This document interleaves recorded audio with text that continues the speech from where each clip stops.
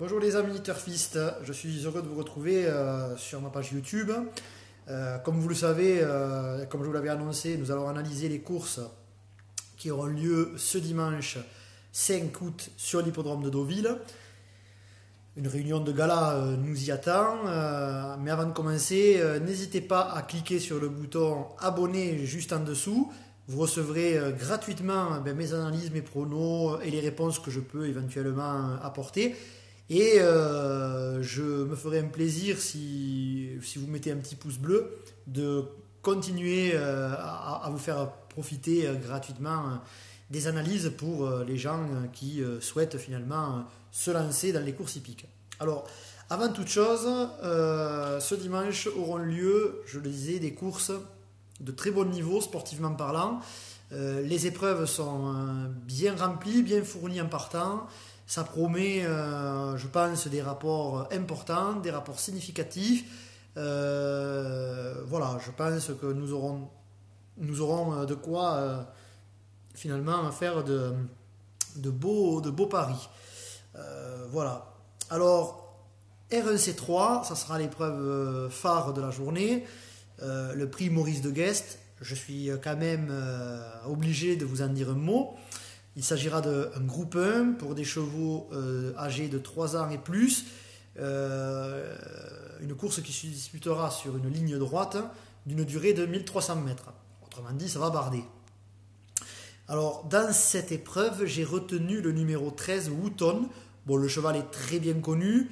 Il n'a contre lui qu'un mauvais numéro dans les stalles de départ, puisqu'il va se retrouver tout à l'extérieur, puisqu'il a le numéro 16. Donc, il va se retrouver tout à l'extérieur. Cela étant dit, ce cheval entraîné par Henri-Alex Mantal a montré qu'il était à l'aise dans ce type d'épreuve. Il apprécie l'hippodrome de Deauville, il s'y est régulièrement placé. Il y a remporté d'ailleurs plusieurs épreuves par le passé. Il est en forme. Il nous revient d'Angleterre où il a réalisé un beau meeting d'Ascot. Très sincèrement, ses performances laissent présager qu'il devrait faire une bonne course ce dimanche. Très honnêtement, malgré les 20 partants de la course, il serait dangereux de ne pas le retenir à mon sens. Ensuite, j'ai retenu le numéro 19, Polydream. Bon, lui, il est connu, protégé de Freddy Head, qui prépare toujours bien ses chevaux pour ce type d'épreuve. Il vient de s'imposer sur l'hippodrome de Paris-Longchamp, certes sur une distance un petit peu plus longue de 1400 mètres, devant de très bons poulains. Je pense que le tout petit raccourcissement de distance ne devrait pas le gêner. Sur cette lancée, je pense qu'il peut, une fois encore, faire l'arrivée. Je pense qu'il faut le retenir là aussi dans ces jeux. Et enfin, un petit outsider, j'ai retenu le numéro 4, City Light.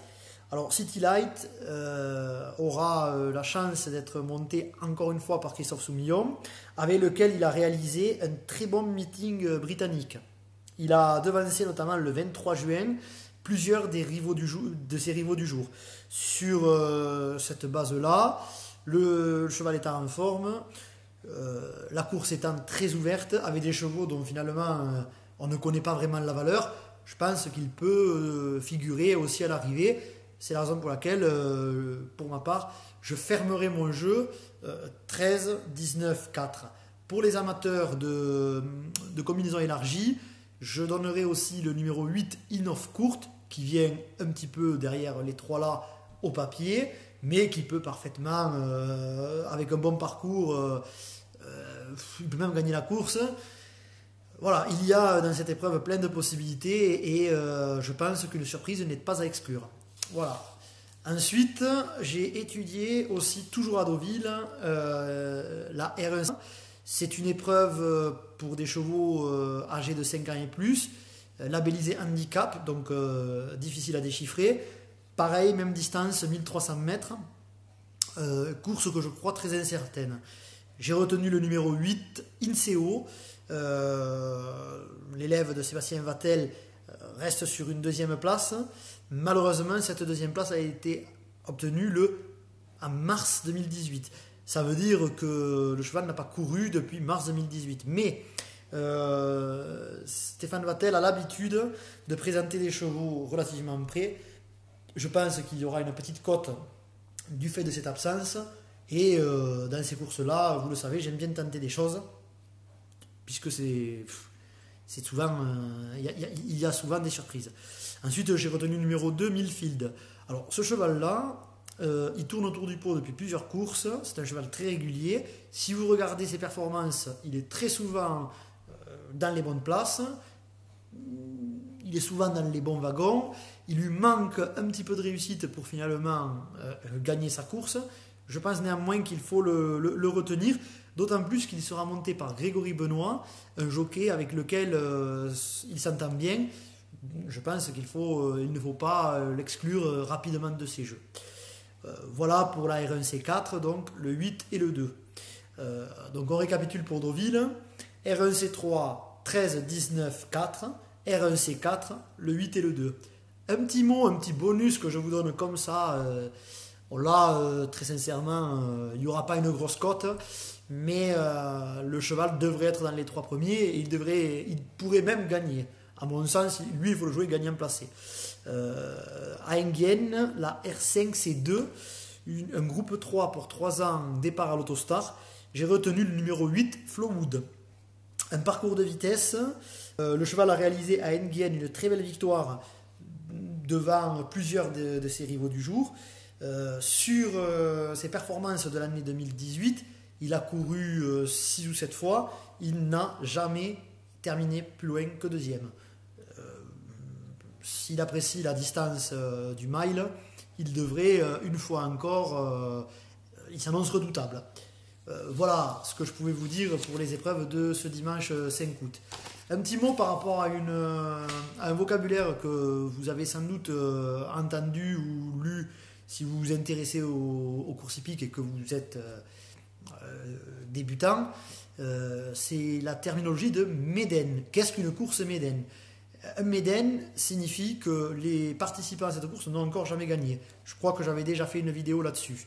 Prochainement, je ferai une vidéo sur finalement la terminologie, les différentes paris que l'on peut faire, notamment lorsqu'on est débutant, lorsqu'on débute les courses hippiques, quel pari réaliser, comment fixer son budget, comment finalement s'acclimater à ce qu'on peut appeler des pronostics qui peuvent parfois être perdants plusieurs fois, comment encaisser finalement ça sur un plan psychologique pour finalement surmonter.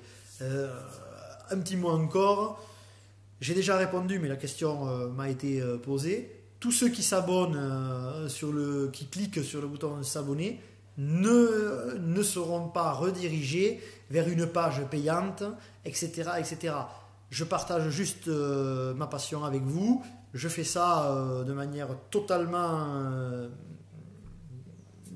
sincère et authentique. J'essaye de vous donner, bien sûr, un mélange de chevaux plutôt en vue, parce que c'est ce qu'indique le papier, et quelques outsiders pour essayer de faire gonfler votre bankroll. Dès lors, vous pouvez vous abonner véritablement sans risque. Voilà. Je continue, si vous le souhaitez, à vous diffuser mes pronos gratuitement. N'hésitez pas à mettre un petit pouce bleu et je vous souhaite à tous et à toutes bon jeu et bonne chance. Salut!